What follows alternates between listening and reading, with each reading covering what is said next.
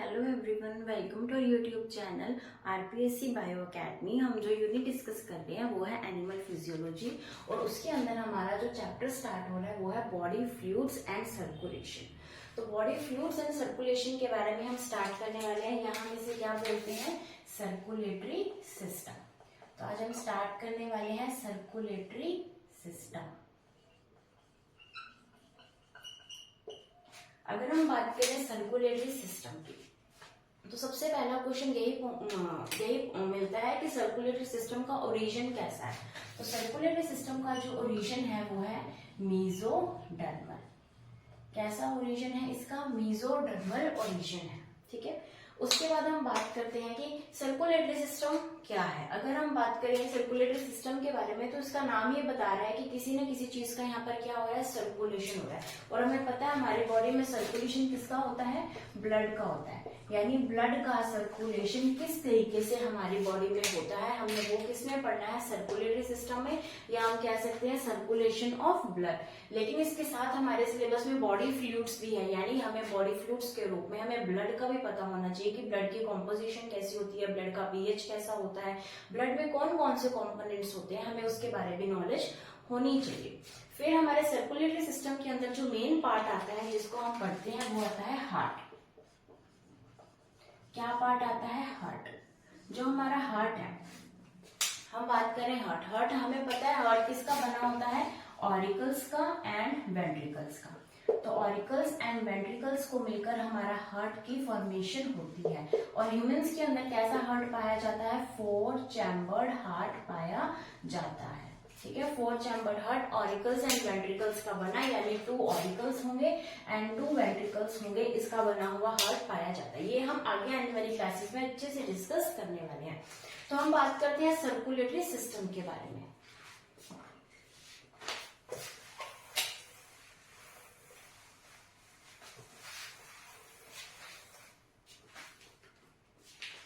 Circulatory system के बारे में बात करें तो जब हमने टेक्सोनोमी पढ़ी थी वहां पर हमने कहीं कहीं पर लिखा था open type of circulatory system और कहीं कहीं पर लिखा था closed type of circulatory system. तो यानी सर्कुलेटरी सिस्टम जो है वो 2 तरीके से होता है, या तो ओपन हो सकता है या फिर क्लोज हो सकता है। अगर हम बात करें ओपन की तो ओपन का क्या मतलब है? ओपन सर्कुलेटरी सिस्टम का क्या मतलब है? इसका मतलब है कि जो भी बॉडी फ्लूइड है, फॉर एग्जांपल अगर हम बात करें ब्लड की तो कोई भी बॉडी फ्लूइड है, ब्लड या हम बॉडी फ्लूइड भी लिख सकते हैं, तो अगर वो बॉडी फ्लूइड किसी वेसल्स के अंदर यानी ब्लड वेसल्स के अंदर क्या ना हो? सर्कुलेट ना हो। कोई भी बॉडी फ्लूइड है वो ब्लड वेसल्स के अंदर सर्कुलेट ना हो, बल्कि एक कैविटी के अंदर आ जाए। एक ओपन कैविटी कह सकते हैं, कैविटी ओपन ही होती है, तो एक ओपन कैविटी के अंदर आ जाए, किसी वेसल्स में किसी डक्ट्स में सर्कुलेट ना करे, तो ऐसे सर्कुलेटरी सिस्टम को क्या बोला जाता है? Open circulatory system. लेकिन जब यही बॉडी फ्लूइड यही ब्लड क्या करे? वेसल्स के अंदर वेसल में क्या करें? सर्कुलेट करें, यानी हम क्या बनाएंगे यहाँ पर हम बनाएंगे आर्टरीज, वेसल्स, वेन्स। आर्टरीज बनाएंगे हम, वेन्स बनाएंगे। तो जब आर्टरीज और वेन्स के अंदर ब्लड सर्कुलेट करेगा तो उसे हम क्या बोलेंगे? Closed type of circulatory system. यानी जब हमारा बॉडी फ्लूइड किसी वेसल्स में, किसी आर्टरी में, किसी वेन के अंदर जो है वो ट्रांसपोर्ट हो रहा है या सर्कुलेट हो रहा है, तो वो कैसा सर्कुलेटरी सिस्टम है? क्लोज्ड सर्कुलेटरी सिस्टम है। और अगर ये किसी एक कैविटी के अंदर जा रहा है तो उसे क्या बोला जाता है? Open circulatory system. यहाँ पर कोई वेसल्स, कोई डक्ट, कोई आर्टरीज, कोई वेन्स हमें देखने को नहीं मिलती। और ये जो कैविटी है इसका नाम क्या दिया जाता है? हीमोसील। और यहाँ पर हमारा जो बॉडी फ्लूइड है उसे ब्लड नाम ना देकर क्या देंगे हम? हीमोलिम्फ। तो यहाँ पर हम ब्लड नहीं कह सकते, क्या बोलेंगे? हीमोलिम्फ। तो बॉडी फ्लूइड जो ओपन सर्कुलेटरी सिस्टम है उनके बॉडी फ्लूइड को हीमोलिम्फ कहेंगे, जो क्लोज है उनके अंदर मेजरली हम ब्लड ही यूज करेंगे। तो ये है major difference between open and close circulatory system. Open का मतलब बिल्कुल खुला है, कोई यहाँ पर कहीं नहीं जा रहा, कोई वेसल नहीं जा रही, कोई वेन नहीं जा रही। क्लोज्ड का मतलब है कि बहुत सिस्टमैटिक अरेंजमेंट है, एक डक्ट जा रही है इधर, एक डक्ट जा रही है इधर, कोई प्योर ब्लड लेके जा रही है, कोई इम्प्योर ब्लड लेके जा रही है, तो वो कैसी होगी, क्लोज्ड स्ट्रक्चर होगी। तो कैसा हो गया, क्लोज्ड सर्कुलेटरी सिस्टम। अब जो एग्जांपल्स हैं उसके बारे में डिस्कस करते हैं। तो ओपन सर्कुलेटरी सिस्टम की अगर हम एग्जांपल्स की बात करें तो यहाँ पर एग्जांपल हमारे सामने आएगा सबसे पहला आर्थ्रोपोडा। तो आर्थ्रोपोडा सबसे लार्जेस्ट फाइलम है हमारे पूरी टेक्सोनोमी, एनिमल टेक्सोनोमी का लार्जेस्ट फाइलम कौन सा है, आर्थ्रोपोडा। तो आर्थ्रोपोडा के अंदर कैसी पाया जाता है, हीमोसील पाई जाती है जो कैविटी है, और इसके ब्लड को, इसके बॉडी फ्लूइड को हम क्या बोलेंगे, हीमोलिम्फ कहेंगे। तो ये किसके अंदर पाया जाएगा, आर्थ्रोपोडा। हमारे सिलेबस में कॉकरोच भी हम उसके अंदर भी पढ़ेंगे कि कैसा एक ओपन सर्कुलेटरी सिस्टम हमें देखने को मिलेगा। उसके बाद हम बात करते हैं, यहाँ पर आ जाएंगे मोलस्क। मोलस्का आ जाएगा, लेकिन मोलस्का कंप्लीट यहाँ पर फाइलम नहीं आएगा, यहाँ पर मोलस्का कंप्लीट नहीं आएगा, लेकिन यहाँ पर क्या नहीं आएंगे, यानी सिफेलोपोड्स। मोलस्का के अंदर जो सिफेलोपोड्स हैं वो नहीं आएंगे, सिफेलोपोड्स नहीं आएंगे। बाकी मोलस्का के अंदर कैसा सर्कुलेटरी सिस्टम पाया जाता है, ओपन सर्कुलेटरी सिस्टम पाया जाता है। उसके अलावा यहाँ पर आ जाएगी लीच। लीच किसके अंदर आती है, लीच आती है एनालिडा के अंदर, लेकिन क्या कंप्लीट एनालिडा आएगा, तो नहीं, कंप्लीट एनालिडा नहीं आएगा। सिर्फ इसके अंदर हम लीच वाले एग्जांपल पढ़ेंगे जिसकी हमने ऑर्डर पढ़ा था, हिरुनोइडिया। तो वो जो लीच है वो इसके अंदर आ जाएगी, आर्थ्रोपोड्स आएंगे, मोलस्का आएगा, कंप्लीट नहीं आएगा। सिफेलोपोडा जो है वो इसके अंदर नहीं आएगा। सिफेलोपोडा के अंदर जैसे कि हम ऑक्टोपस पढ़ते हैं, तो ऑक्टोपस के अंदर कैसा होगा, क्लोज्ड सर्कुलेटरी सिस्टम हमें देखने को मिलेगा।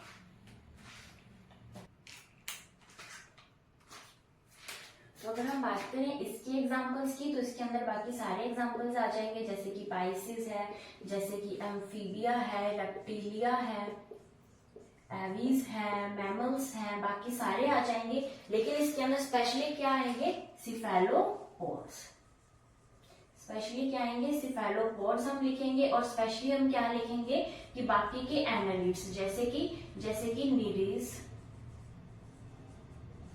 कि नीरीज है, उनके अंदर कैसा सर्कुलेटरी सिस्टम पाया जाएगा, क्लोज्ड सर्कुलेटरी सिस्टम पाया जाएगा। लेकिन जो एनालिड्स के अंदर लीच है उसके अंदर कैसा पाया जाएगा, ओपन सर्कुलेटरी सिस्टम पाया जाएगा। तो ये हमने देखा types of circulatory system, open and close. There are 2 type of circulatory system, ठीक है।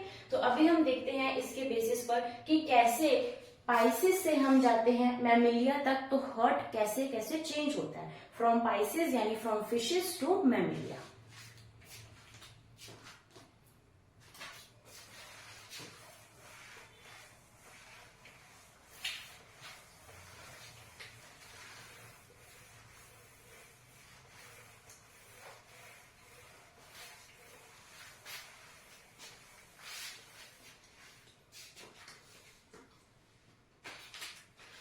देखेंगे यहाँ पर Pisces, amphibia, reptilia, aves and mammals या मैमिलिया। तो इनके अंदर कैसे हार्ट जो है वो क्या हुआ है, डेवलप हुआ है, यहां से हम मैमल्स तक पहुंचेंगे। तो अगर हम बात करें पाइसिस के साथ हम यहाँ पर लिख सकते हैं साइक्लोस्टोमेटा। तो पाइसिस एंड साइक्लोस्टोमेटा का जो हार्ट है वो एक जैसा ही पाया जाता है, इसलिए हम यहाँ पर साइक्लोस्टोमेटा को भी ऐड करेंगे। अब हम देखते हैं कि हार्ट के अंदर कितने नंबर ऑफ चैम्बर्स हैं। जैसे हम कहते हैं ना हमारे अंदर 4 चैम्बर्ड हार्ट है, वैसे कितने चैम्बर है, नंबर ऑफ चैम्बर्स हम देखेंगे। ऑरिकल्स कितने हैं, हम देखेंगे वेंट्रिकल्स कितने हैं, और हम क्या देखेंगे, इनके अंदर सर्कुलेशन कैसा है, ठीक है। हम number of chambers, auricles, ventricles and circulation को देखेंगे। तो सबसे पहले हम स्टार्ट करते हैं पाइसिस एंड साइक्लोस्टोमेटा से। तो पाइसिस के अंदर कितने नंबर ऑफ चैम्बर्स होंगे, तो 2 नंबर ऑफ चैम्बर्स होंगे। पाइसिस के अंदर 2 होंगे। उसके बाद एम्फीबिया के अंदर 3 नंबर ऑफ चैम्बर्स होंगे, रेप्टिलिया के अंदर भी 3 नंबर ऑफ चैम्बर्स होंगे, एविस के अंदर 4 नंबर ऑफ चैम्बर्स होंगे, मैमिलिया के अंदर 4 नंबर ऑफ चैम्बर्स होंगे। एविस एंड मैमिलिया के अंदर अगर हम हार्ट की बात करें तो यहाँ पर सेम ही एक हार्ट पाया जाता है, दोनों का 4 चैम्बर्ड हार्ट पाया जाता है, ठीक है। उसके बाद हम बात करते हैं ऑरिकल्स की। तो यहाँ पर प्रेजेंट होगा एक ऑरिकल और एक वेंट्रिकल। एक ऑरिकल और एक वेंट्रिकल मिलकर 2 चैम्बर्ड हार्ट यहाँ पर बना रहा है। यहाँ पर क्या प्रेजेंट होगा, 2 ऑरिकल एंड 1 वेंट्रिकल। 2 ऑरिकल और 1 वेंट्रिकल मिलकर 3 चैम्बर्ड हार्ट बना रहे हैं, किसमें, एम्फीबिया के अंदर। यहाँ पर भी 2 ऑरिकल एंड 1 वेंट्रिकल मिलकर क्या बनाएगा, रेप्टिलिया के अंदर 3 चैम्बर्ड हार्ट। और एविज एंड मैमल्स के अंदर 2 ऑरिकल्स होंगे एंड 2 वेंट्रिकल्स होंगे। इनके अंदर हम एक चीज और भी पढ़ते हैं कि ये दोनों जो होते हैं ये वार्म ब्लडेड एनिमल्स होते हैं। तो यहाँ बात करें अगर हम सर्कुलेशन की, तो यहाँ पर होगी सिंगल सर्कुलेशन। यहाँ पर हमें देखने को मिलेगी पार्शली डबल सर्कुलेशन। यहाँ पर भी हमें देखने को मिलेगी पार्शली डबल सर्कुलेशन, और यहाँ पर हमें देखने को मिलेगी double circulation and double circulation. तो एविज एंड मैमल्स के अगर हम कैरेक्टर्स को देखें तो हमें सारे के सारे कैरेक्टर्स कैसे दिखेंगे, सेम दिखेंगे। यानी एविज एंड मैमलिया के हार्ट के अंदर बहुत सिमिलैरिटी हमें देखने को मिलती है। हम बात करें रेप्टिलिया एंड एम्फीबिया की, इसके अंदर भी हम देखेंगे कि इसके अंदर सिमिलैरिटी देखने को मिलती है। लेकिन पाइसेस एंड स्टोमेटा के अंदर जो है 2 चैम्बर्ड हार्ट है, ये सबसे अलग है, 1 ऑरिकल 1 वेंट्रिकल। ठीक है, यहाँ पर क्या होता है, मिक्सिंग हो जाती है, प्योर और इम्प्योर ब्लड की कैसी होती है, मिक्सिंग हो जाती है। और इस जो हार्ट को बोला जाता है, इसके हार्ट को क्या बोला जाएगा, वीनस हार्ट। तो जो पाइसेस का हार्ट है उसे एक स्पेसिफिक नेम भी दिया जाता है। क्या नेम दिया जाता है, वीनस हार्ट। वीनस हार्ट किसका है, पाइसेस का। तो पाइसेस का वीनस हार्ट है, 2 चैम्बर्ड है। एम्फीबिया का 3 चैम्बर्ड है। रेप्टिलिया का 3 चैम्बर्ड है। एविज एंड मैमल्स का कैसा है, 4 चैम्बर्ड हार्ट है। ठीक है,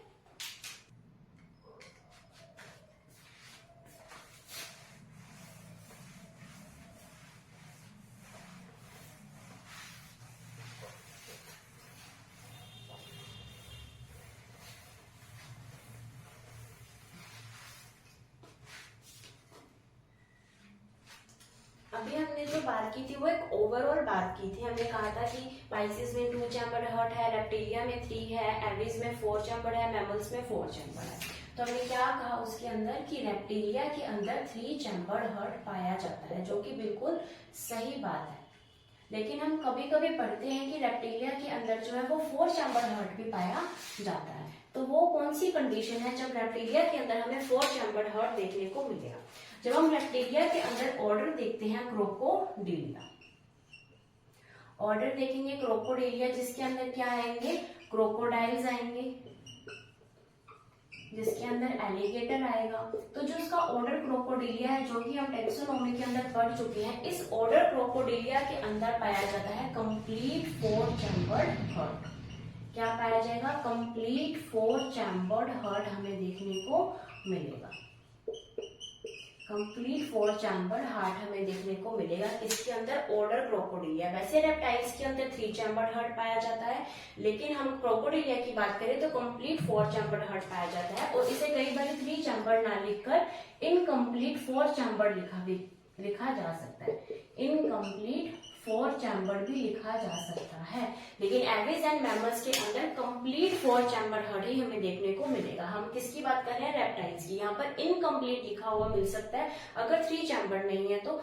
और अगर हम यहाँ पर बात करें क्रोकोडाइल्स के अंदर, उसके अंदर कंप्लीटली हमें 4 चैम्बर्ड हार्ट ही देखने को मिलेगा। और अगर हमें ये दोनों ऑप्शन में आ जाएंगे तो हम इसके ऊपर ज्यादा जो है प्रेफरेंस देंगे, क्योंकि कैसा हो रहा है, डेवलपमेंट हो रहा है। तो एम्फीबिया के अंदर हमने 3 चैम्बर्ड बोला, तो रेप्टिलिया के अंदर हम वैसे तो 3 चैम्बर्ड ही माना जाता है, लेकिन अगर ऑप्शन के अंदर हमारे पास इससे बेटर ऑप्शन मिले तो हम इसके ऊपर टिक करेंगे। और क्रोकोडिलिया के अंदर कंप्लीटली 4 चैम्बर्ड हार्ट हमें देखने को मिलता है।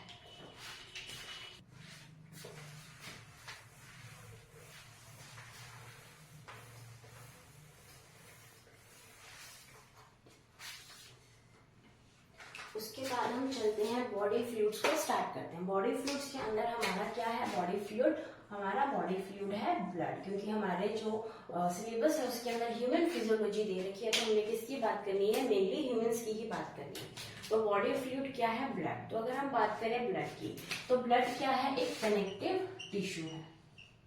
ब्लड एक कनेक्टिव टिश्यू है। और ब्लड ओरिजिनेट कहाँ से होता है, हम पढ़ चुके हैं, ब्लड जो है वो मीजोडर्म से ओरिजिनेट होता है। तो प्रॉपर सर्कुलेटरी सिस्टम में मेसोडर्म से ओरिजिनेट होता है, तो ब्लड भी कहाँ से ओरिजिनेट होगा, ब्लड भी सर्कुलेटरी सिस्टम से ओरिजिनेट, मेसोडर्म से ओरिजिनेट होगा। तो अगर हम बात करें पीएच की, पीएच सबसे मेन पॉइंट है यहाँ पर, पीएच इसकी रहती है अराउंड 7.5, यानी हम क्या बोल सकते हैं, एल्कलाइन। क्या स्ट्रॉन्गली एल्कलाइन है, तो नहीं, ये कैसा है, स्लाइटली एल्कलाइन।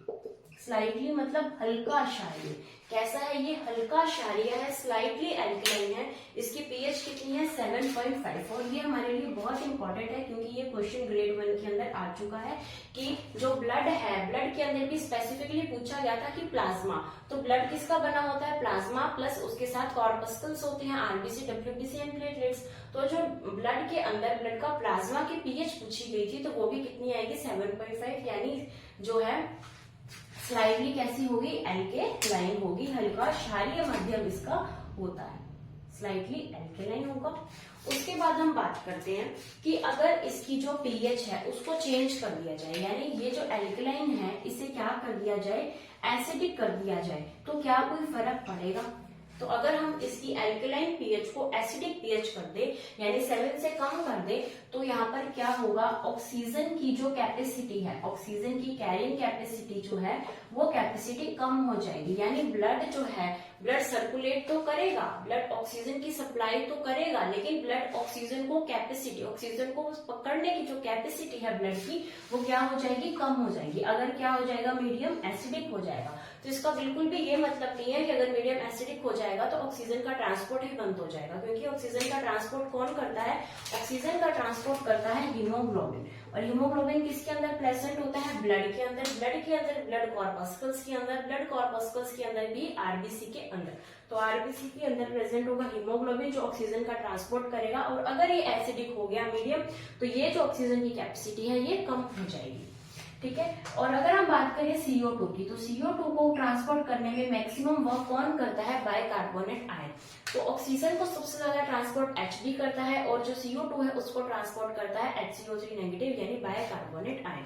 और ये दोनों ही क्या है, ये दोनों ही स्ट्रॉन्ग बफर है हमारे ब्लड में, दोनों ही क्या है, स्ट्रॉन्ग बफर सॉल्यूशन है, स्ट्रॉन्ग बफर सॉल्यूशन। और इनमें से भी अगर पूछा जाए कि कौन ज्यादा बफर है, कौन ज्यादा स्ट्रॉन्गली बफर है, तो कौन सा है, HCO3 नेगेटिव। और यही क्वेश्चन जो है वो असिस्टेंट प्रोफेसर के अंदर पूछा गया था कि स्ट्रॉन्ग बफर इनमें से कौन सा है, और उसमें से आंसर था HCO3 नेगेटिव।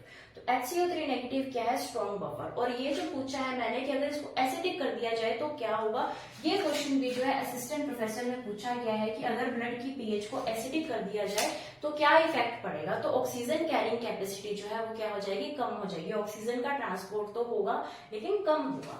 तो ये हम किसके बारे में पढ़ रहे हैं, हम पढ़ रहे हैं ब्लड के बारे में। उसके बाद हम आगे चलते हैं।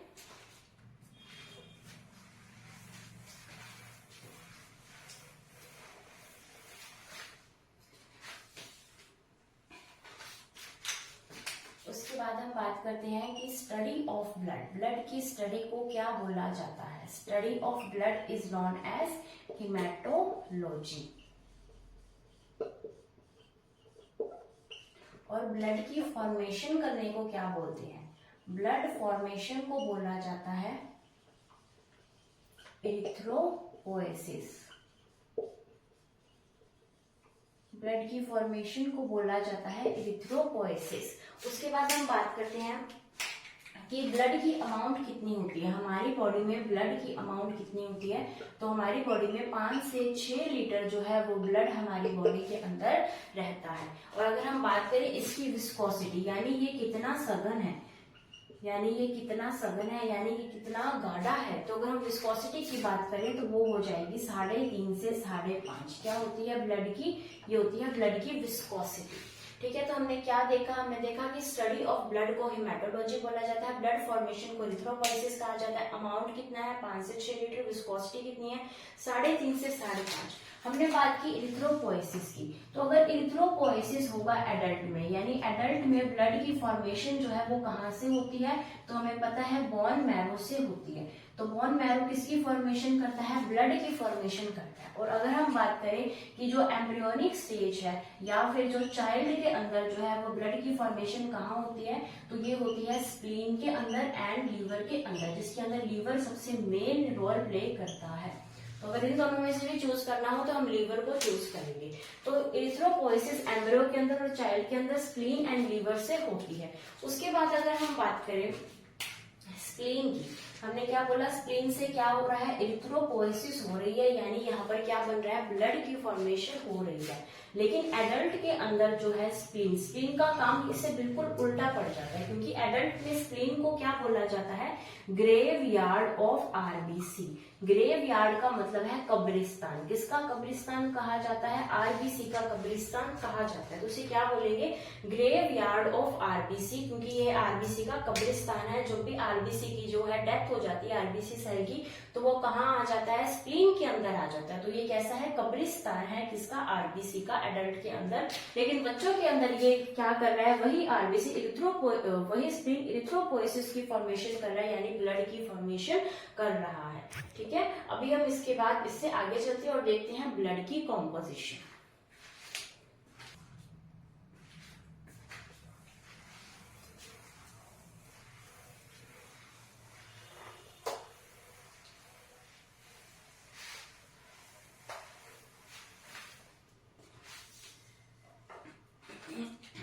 हम स्टार्ट करते हैं ब्लड की कॉम्पोजिशन, यानी ब्लड के अंदर कौन कौन सी चीजें हमें देखने को मिलती हैं। तो अगर हम बात करें ब्लड की, तो सबसे पहले ब्लड के अंदर ये इसकी कंपोजिशन होती है प्लाज्मा के अंदर प्लस ब्लड कॉर्पस्कल्स, यानी प्लाज्मा और ब्लड कॉर्पस्कल्स मिलकर क्या बनाते हैं, ये दोनों मिलकर बनाते हैं ब्लड को। तो अगर हम बात करें प्लाज्मा, तो ब्लड के अंदर प्लाज्मा कितने परसेंट होता है, पी से प्लाज्मा पी से 55%, पी से प्लाज्मा पी से 55% और ब्लड कॉर्पस्कल्स होंगे 45%। ठीक है, ब्लड कॉर्पस्कल्स 45% होंगे, प्लाज्मा 55% होगा। उसके बाद हम मेन डिस्कस करते हैं कि ब्लड कॉर्पस्कल्स कौन कौन से होते हैं। तो अगर हम ब्लड कॉर्पस्कल्स की बात करें तो ये आ जाएंगे RBC red blood cells, WBC white blood cells and platelets.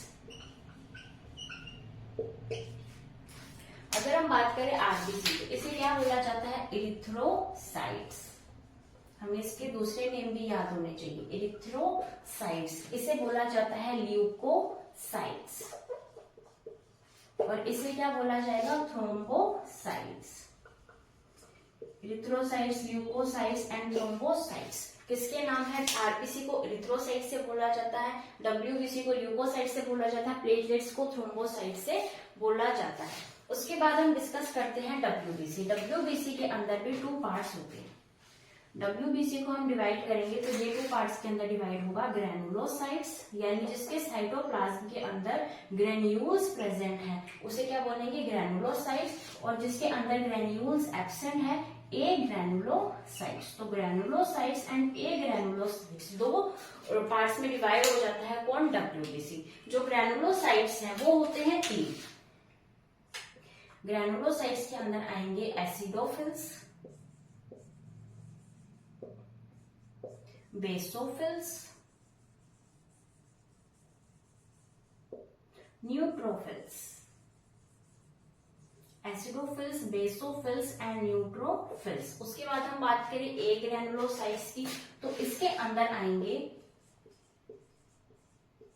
Monocytes and lymphocytes. Monocytes and lymphocytes, और लिम्फोसाइट्स भी आगे जाके डिवाइड हो जाते हैं B lymphocytes and T lymphocytes, जो कि हमारी इम्यूनिटी के अंदर रोल प्ले करते हैं। तो ये हमने ब्लड का कॉम्पोजिशन देखा। ब्लड मेनली इन्हीं कंपोनेंट से मिलकर बना होता है। अगर हम डब्ल्यूबीसी को क्या माने, 100%, अगर हम डब्ल्यूबीसी को 100% माने तो ये कितने अमाउंट में प्रेजेंट है। एसिडोफिल्स प्रेजेंट है 2.8%, बेसोफिल्स प्रेजेंट है 0.2%, न्यूट्रोफिल्स प्रेजेंट है 62%, मोनोसाइट्स प्रेजेंट है 6% और लिम्फोसाइट्स प्रेजेंट है 26%। तो जब हमने इसकी परसेंटेज देखी तो हमें ये पता लगा कि जो न्यूट्रोफिल्स हैं, सबसे ज्यादा अमाउंट में ब्लड के अंदर कौन सी सेल्स प्रेजेंट होती हैं, डब्ल्यूबीसी के अंदर कौन सी, न्यूट्रोफिल्स। वैसे सबसे ज्यादा आरबीसी प्रेजेंट होगी। अगर हम अमाउंट की बात करें ना, अगर हम ब्लड को 100% मान के चले तो 99% तो आरबीसी ही होती है, यानी आरबीसी बहुत ज्यादा अमाउंट में प्रेजेंट होती है। हम आगे जाके इनका रेशियो देखने वाले हैं। तो आरबीसी बहुत ज्यादा अमाउंट में प्रेजेंट होती है, डब्ल्यूबीसी और प्लेटलेट्स आरबीसी के मुकाबले बहुत कम अमाउंट में होती है। लेकिन जब हम डब्ल्यूबीसी को 100% मानकर चलते हैं तो डब्ल्यूबीसी के अंदर 62% क्या प्रेजेंट है, न्यूट्रोफिल्स प्रेजेंट है। ठीक है, न्यूट्रोफिल्स सबसे ज्यादा प्रेजेंट है, यानी नंबर सबसे ज्यादा किसका हो गया, न्यूट्रोफिल्स का। बेसोफिल्स को देखें तो सबसे कम नंबर हमें बेसोफिल्स का दिखेगा, यानी सबसे कम नंबर किसका हो गया, बेसोफिल्स का। वैसे भी जो इंसान न्यूट्रल रहता है वो ज्यादा ही चलता है, तो जो बंदा न्यूट्रल है वो ज्यादा चलेगा, जो बेस पर रह गया, जो नीचे रह गया, वो हमेशा कैसे उसका अमाउंट होगा, कम अमाउंट ही होगा। उसके बाद हम बात करते हैं कि जो लिम्फोसाइट्स होती हैं, साइज के अंदर सबसे लार्जेस्ट कौन सी होती है, लिम्फोसाइट्स होती हैं। और साइज के अंदर सबसे स्मॉल कौन होगा, सबसे स्मॉल होगी मोनोसाइट्स। तो मोनोसाइट सबसे स्मॉल साइज की है, लिम्फोसाइट सबसे लार्ज साइज की है। अभी हमने बात की कि आरबीसी बहुत ज्यादा अमाउंट में होती है as comparative to WBC and platelets. तो इसका जो है एक रेशियो आता है, क्या रेशियो आता है, RBC ratio WBC and platelets. तो डब्ल्यूबीसी एंड प्लेटलेट्स को हमने इकट्ठा कर दिया, आरबीसी को हमने एक साइड कर दिया। तो इसका जो हमें रेशियो देखने को मिलता है वो देखने को मिलता है 600:1, यानी एक डब्ल्यूबीसी और एक प्लेटलेट जहां पर होगी वहां पर 600 आरबीसी होंगी। तो हमें कितना ज्यादा इनके अंदर गैप देखने को मिल रहा है इनका रेशियो देखने से, कि आरबीसी जो है वो बहुत ज्यादा अमाउंट के अंदर प्रेजेंट होती है, 600:1 होता है। और यही क्वेश्चन किसके अंदर आया था, असिस्टेंट प्रोफेसर 2020 के अंदर पूछा गया था, लेकिन उसके अंदर ऑप्शन में 600:1 नहीं था, और जो लार्जेस्ट उसके अंदर जो रेशियो था वो था 500:1। तो वहां पर जो आंसर गया वो गया था 500:1। तो वैसे कितना होता है 600, लेकिन हम ऑप्शन के हिसाब से देखिए वहां पर तो 500:1 जो है वो सही इसका आंसर माना गया था। तो ये हमने देखा ब्लड की कॉम्पोजिशन को, पी से प्लाज्मा, पी से 55%। अगर हम बात करें ब्लड कॉर्पस्कल्स की तो वो आ जाएंगे 45%। यहाँ पर आरबीसी है, डब्ल्यूबीसी है, प्लेटलेट्स है। आरबीसी को इरिथ्रोसाइट्स, डब्ल्यूबीसी को ल्यूकोसाइट्स, प्लेटलेट्स को थ्रोम्बोसाइट्स कहा जाता है। अगर हम डब्ल्यूबीसी को 100% लेकर चले तो हम बोल सकते हैं कि जो डब्ल्यूबीसी है वो ग्रेनुलोसाइट्स एंड ए ग्रेनुलोसाइट्स में डिवाइड होती है। इसके अंदर आएगा एक एसिड आएगा, एक बेस आएगा और एक न्यूट्रल आएगा, यानी एसिडोफिल्स, बेसोफिल्स एंड न्यूट्रोफिल्स। जो न्यूट्रल है वो हमेशा सबसे ज्यादा होता है, और जो बेस पर है, जो नीचे रह गया, वो कम रह गया। उसके बाद ए ग्रेनुलोसाइट्स, ये डिवाइड होते हैं मोनोसाइट्स एंड लिम्फोसाइट्स के अंदर। मोनोसाइट्स होते हैं 6% और ये सबसे स्मॉल होते हैं। लिम्फोसाइट्स जो होते हैं वो सबसे लार्ज होते हैं, इनका साइज सबसे ज्यादा होता है, और ये कितने होते हैं 26%। ठीक है, उसके बाद हम देखेंगे कि जो न्यूट्रोफिल्स हैं, न्यूट्रोफिल्स कैसे होते हैं, फैगोसाइटिक नेचर के, यानी भक्षण नेचर के होते हैं। न्यूट्रोफिल्स एंड मोनोसाइट्स दोनों ही कैसे होते हैं, फैगोसाइटिक यानी भक्षण नेचर के होते हैं। तो आज के लिए हम इसको यही खत्म करते हैं, आज के लेक्चर को। कल के लेक्चर से हम स्टार्ट करने वाले हैं आरबीसी, डब्ल्यूबीसी और प्लेटलेट्स को कल हम अच्छे से पढ़ने वाले हैं। पहले हम बॉडी फ्लूइड को फिनिश करेंगे, फिर हम हार्ट के बारे में पढ़ेंगे, फिर हम प्रॉपर सर्कुलेशन देखेंगे। तो तब तक आप वीडियो को लाइक कीजिए, शेयर कीजिए, हमारे चैनल को सब्सक्राइब कीजिए, हमारे टेलीग्राम चैनल को जरूर ज्वाइन कीजिए, क्योंकि